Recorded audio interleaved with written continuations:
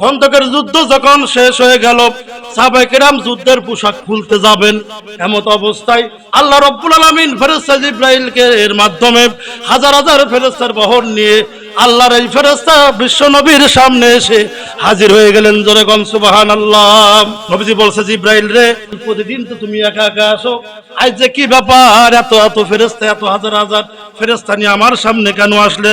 জিবরাইল ফেরেশতা বলছে, ইয়া রাসূলুল্লাহ, ঘরের শত্রুকে আগে নিধন করতে হবে। এই বনু কুরাইজা হলো জালেম, এই বনু কুরাইজা হলো ইহুদি, এই বনু কুরাইজা হলো আপনার ঘরের শত্রু। এই ঘরের শত্রুদেরকে, এই ইহুদি বাচ্চাদেরকে একেবারে নির্মূলে আপনি ধ্বংস করে দেন। মুসলমান ইমানদার, আল্লাহ রাব্বুল আলামিনের এই হুকুম পাওয়ার পরে আল্লাহর নবী সাহাবায়ে কিরামদেরকে বলছেন, ও আমার সাহাবীরা রে, যুদ্ধের পোশাক খোলার কোনো প্রয়োজন নেই, এই মুহূর্তে যুদ্ধ করতে যেতে হবে। তোমরা তোমাদের তরবারি, তোমরা তোমাদের ওই তীরের বর্ষা তোমরা হাতে নাও, হাতে নিয়ে আমার সঙ্গে চলো ও বনু কুরাইজার যুদ্ধে। যেরকম সুবহানাল্লাহ।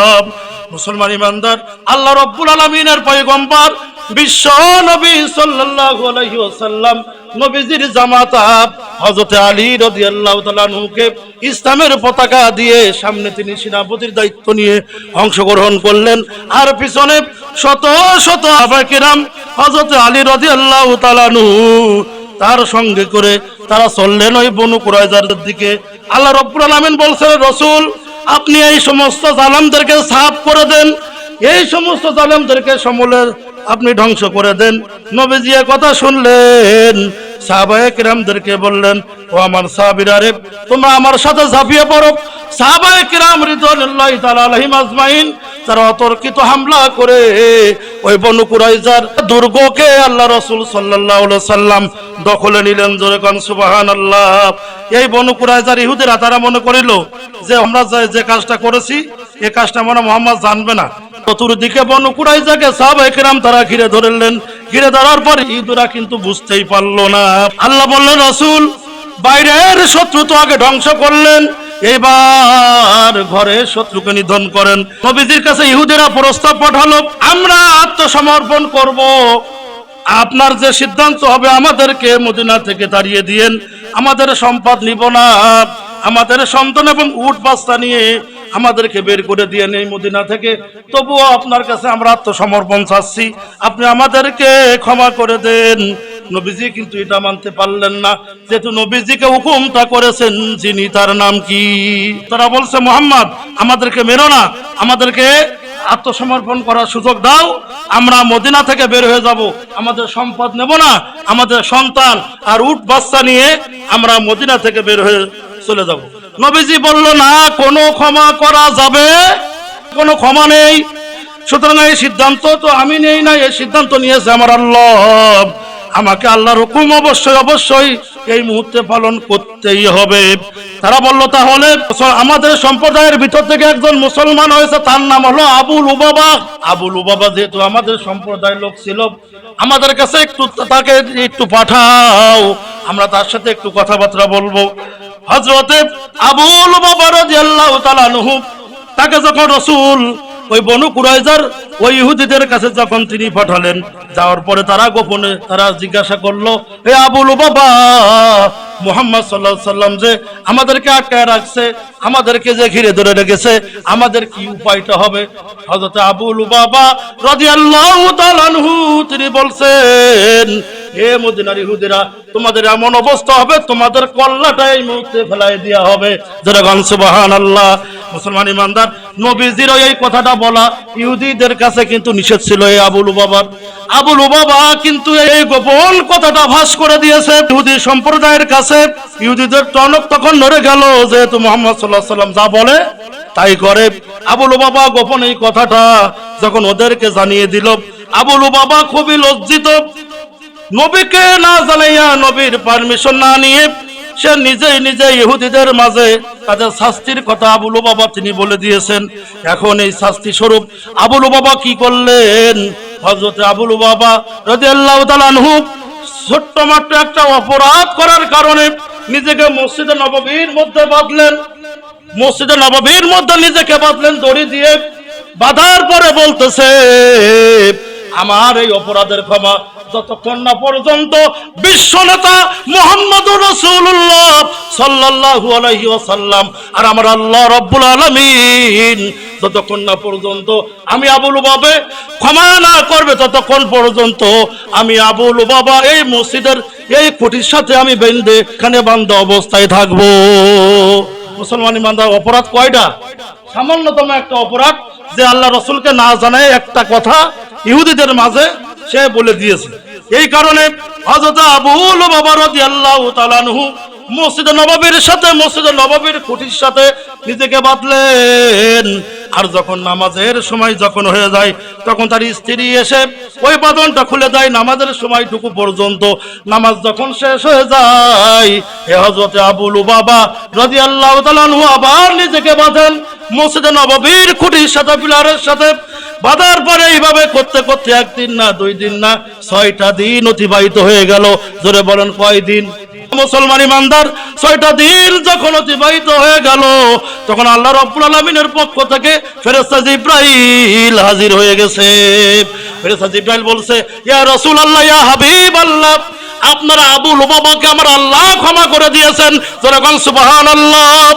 নবীজি বলছিলেন, আবু লুবাবা, তুমি যদি নিজে এই সিদ্ধান্ত না নিতে, তুমি যদি আমি নবী মুহাম্মদের কাছে যদি আসতে, তাহলে আমি আগেই ক্ষমা করে দিতাম। জোরে বলেন সুবহানাল্লাহ। যেহেতু তুমি নিজে সিদ্ধান্ত নিয়েছো, সুতরাং এই দায়িত্ব এখন আমার না, এই দায়িত্ব হলো আমার আল্লাহর। জোরে বলেন সুবহানাল্লাহ। মুসলমান ইমানদার, ফেরেশতা জিবরাইল বলছে, ইয়া রাসূলুল্লাহ, ইয়া হাবিবাল্লাহ, আপনারা আবু লুবাবা নির্দোষ, আপনারা আবু লুবাবাকে আমার আল্লাহ ক্ষমা করে দিয়েছেন। হযরত মুহাম্মদ রাসূলুল্লাহ সাল্লাল্লাহু আলাইহি ওয়াসাল্লাম তিনি আবু লুবাবাকে ক্ষমা করলেন। এইবার ইহুদিদের ভিতরে বিচার হবে। ইহুদিদেরকে কিন্তু আটকে রাখা হয়েছে। মদিনার মুসলমানদের তখন ক্ষমতা, মদিনার মুসলমানদের তখন কি সারা জীবন মুসলমানরা মার খেয়েছে। এখন মুসলমানরা অস্ত্র নিয়ে বনি কুরাইজার বিরুদ্ধে যুদ্ধ করবে। সুবহানাল্লাহ বলেন। সারা জীবন মুসলমানরা মার খাইছে। কত মারবা? আবু জাহেলেরা তো নবী কম মার খায় নাই। এই ইসলামের দাওয়াত দেওয়ার কারণে, ইসলামের কথা বলার কারণে। ইসলামের কথা বলবেন, সে জায়গা মায়ের আছে না নেই? মায়ের আছে, বাধা আছে, বিপত্তি আসবে। বলবে এই লোকটা খারাপ, এই হুজুর খারাপ, এই কথা বলবে। যখন এই দিনের ব্যাপারে যখন দাওয়াত দেবেন, তখন বলবে এই হুজুর খারাপ, আগে খুব ভালো ছিল।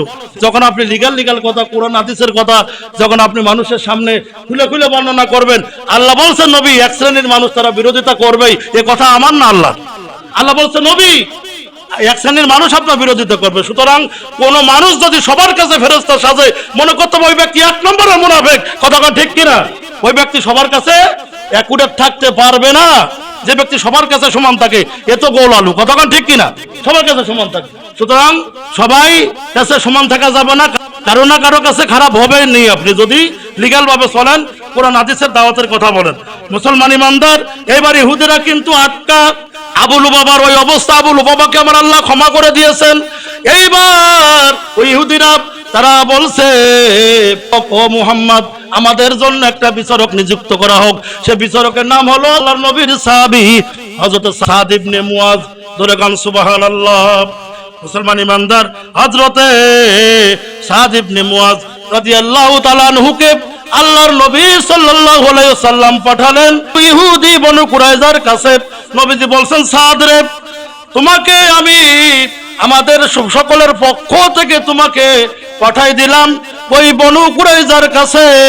তুমি যে সিদ্ধান্ত নিবা, আমি নবী মুহাম্মদ এবং আমার আল্লাহ রাব্বুল আলামিন তোমার এই সিদ্ধান্তকে গ্রহণ করে নেবে। এইদিকেই সাদ ইবনে মুয়াজকে বিচারক হিসেবে মেনে নিয়েছে ওই ইহুদিরা, বনু কুরাইজার গোষ্ঠীরা। 7 বছরে নবীজি যখন বলছেন, সাদ রে, তুমি যাও, যে লিগ্যাল যে বিচারটা হয় এই বিচারটা তুমি করে দাও। এই বিচারটা তুমি যখন করে দিবা, আমি নবী মুহাম্মদ এবং আমার আল্লাহ গ্রহণ করে নেবে। জোরে কোন সুবহানাল্লাহ। এইবার সাদ ইবনে মুয়াজ বলল, এ মদিনার ইহুদিরা, এ বনু কুরাইজার গোষ্ঠীরা, তোমরা সবাই একত্রিত হও।